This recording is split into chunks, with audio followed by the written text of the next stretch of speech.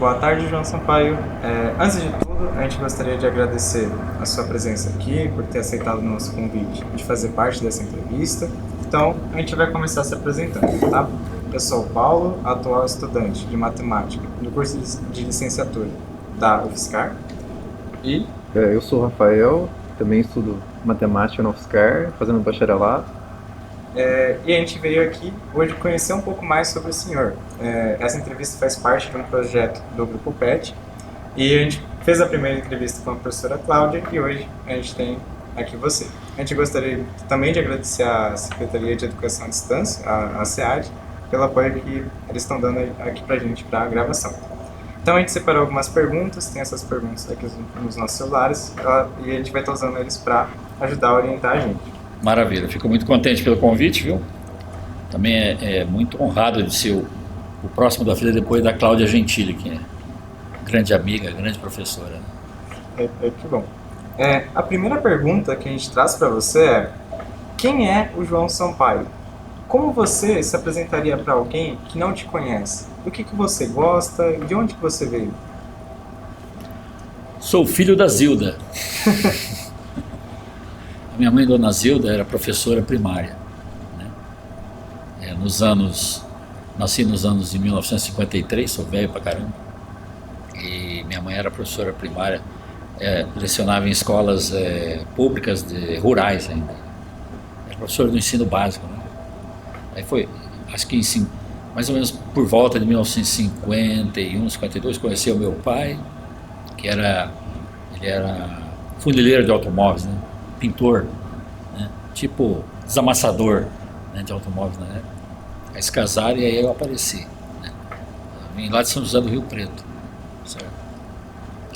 E cresci em São José do Rio Preto, tenho mais 3 irmãos, né, que dois vivem lá, tem mais uma irmã, um irmão mora no norte de Minas e outros 2 irmãos moram em São José do Rio Preto. Minha mãe não é mais viva, né? Meu pai também. Bom, lá em Rio Preto eu fiz matemática no que hoje chama IBILSE, né? E foi não foi uma opção assim, foi uma opção súbita, assim. Quando eu estava no segundo ano do ensino médio, eu comecei a entender que eu compreendia matemática. Antes eu não compreendia, que era muito vagabundo, né? E aí eu comecei a focar em prestar vestibular lá em Rio Preto mesmo, que ia ficar muito mais barato para toda a família, né? Para mim também. E eu sempre dei aulas particulares, até de coisas que eu não entendia. Isso já no ensino médio? Já no ensino médio. Já no ensino, no Fundamental 2, eu dava aula de coisas absurdas, eu dava aula de francês. Francês? E eu não sabia falar francês, mas eu chamava a pessoa, precisava de aula, então traz o seu livro que você usa no seu curso, né? Então, eu sabia a fonética das palavras, né? E mais ou menos entendia a estrutura da língua, então eu conseguia ajudar a pessoa. Uhum. Entendeu? E a aula particular de matemática foi mesmo no ensino médio, a partir do segundo ano, porque no primeiro ano do ensino médio eu fiquei de recuperação de matemática. Podia dar aula particular ficando em recuperação. E foi com essa recuperação que eu entendi que era possível compreender matemática estudando sozinho. E aí engrenou. Aí comecei como professor particular, prestei a vestibular para o IBILSE, na época chamava Faculdade de Filosofia, Ciências e Letras de São José do Rio Preto, e me formei em 5 anos num curso de 4, porque o primeiro ano levei muito pau, entende? É normal isso, né? Tá certo? Né? Um pouco é vadiagem também. Você quer viver um pouco a vida universitária, né? E o que eu pretendia era ser professor do ensino médio mesmo. Eu me espelhava nos meus professores que eu tinha tido, né? Queria ser igual a eles, né? Mas aí nessa roda viva, você acaba sendo encaminhado para, se você começa a ter muita responsabilidade com estudos e tal, aí vem os professores da faculdade, eu acho que você devia fazer um mestrado. E aí o resto é história. Vim para a USP fazer mestrado, no ICMC, né? Na época era ICMSC. Vim para cá em 77, né, para o mestrado na USP. Entrei em 72 o curso de matemática, me formei em 76, vim para cá fazer mestrado em 77. Nessa época era muito fácil arrumar emprego em instituição de ensino superior. Não tinha um corpo de professores para trabalhar nas faculdades. Então foi quase que um convite, assim, olharam meu currículo, falaram, é promissor, você não quer trabalhar na Federal? Aí eu vim para cá. E depois fui ficando. As coisas se desenrolaram. Professor, se você não tivesse feito matemática, acredita que teria feito algum outro curso? Você teve algum outro grande interesse na sua vida?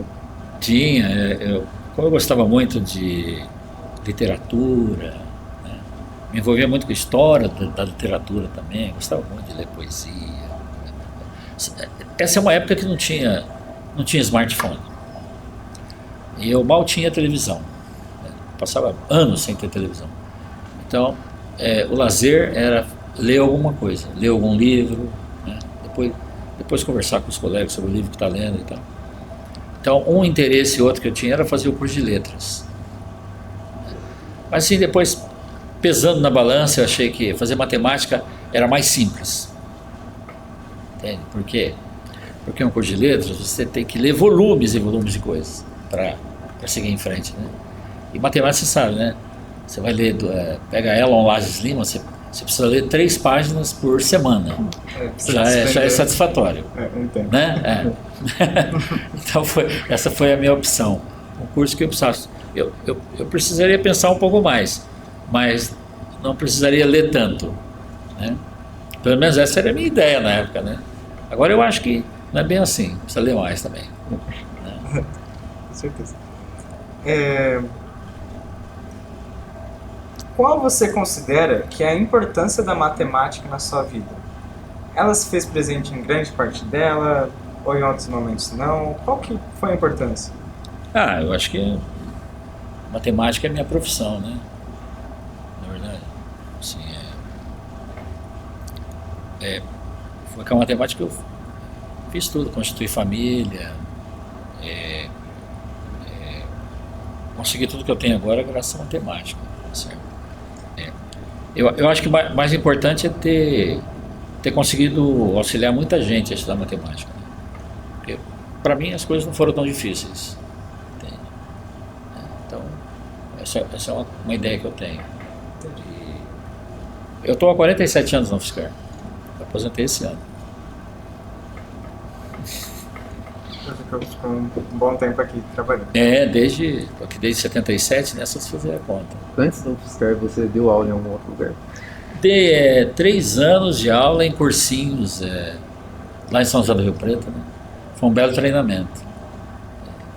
Era uma coisa assim, era um trabalho informal, sabia? Você vai, você é convidado a dar umas aulas no cursinho, depois o pessoal gosta, aí você é convidado a dar mais tópicos de matemática naquele cursinho e tal, e pelo menos no meu caso, depois metade das aulas os caras não conseguem pagar porque o fluxo de caixa do cursinho está ruim, né?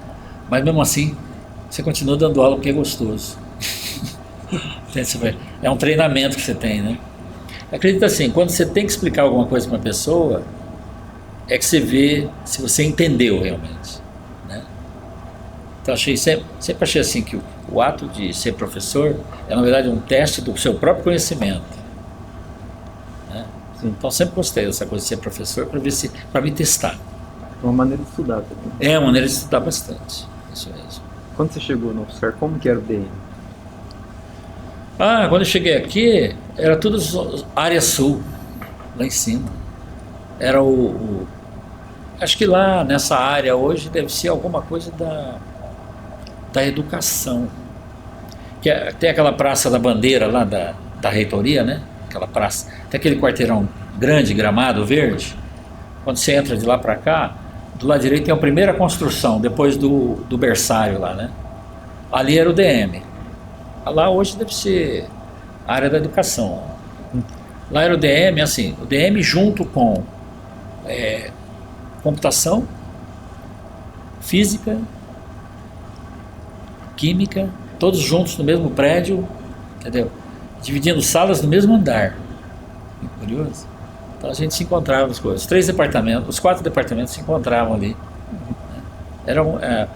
Eu nunca tive noção assim da idade das coisas, né? Então, por exemplo, quando eu entrei no meu curso de matemática, né, que foi em 77, o meu curso acho que de matemática lá em Rio Preto não tinha 10 anos ainda, eu achava que era muito antigo, né?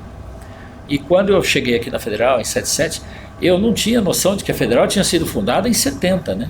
Os cursos aqui tinham começado em 1970, então era tudo muito novo, né? Ali tinha hoje o departamento de artes ali, que era o antigo Forte Apache ali, eles chamam Forte Apache. E aquela parte que tem o palquinho. Ah, o palquinho. Ali era o restaurante universitário. Ah, lá hoje, até hoje é um restaurante tem um restaurantezinho ali perto do Mas palquinho. aquele barracão todinho era o restaurante universitário. A gente saía do departamento de matemática lá, eu almoçava todo dia no UFSCar. Né, que era solteiro, comida, era boa a comida. Podia ficar no campus o dia todo, para que sair daqui, né? Então saía da matemática, andava alguns metros e já estava no restaurante. Passava o dia todo, era uma delícia.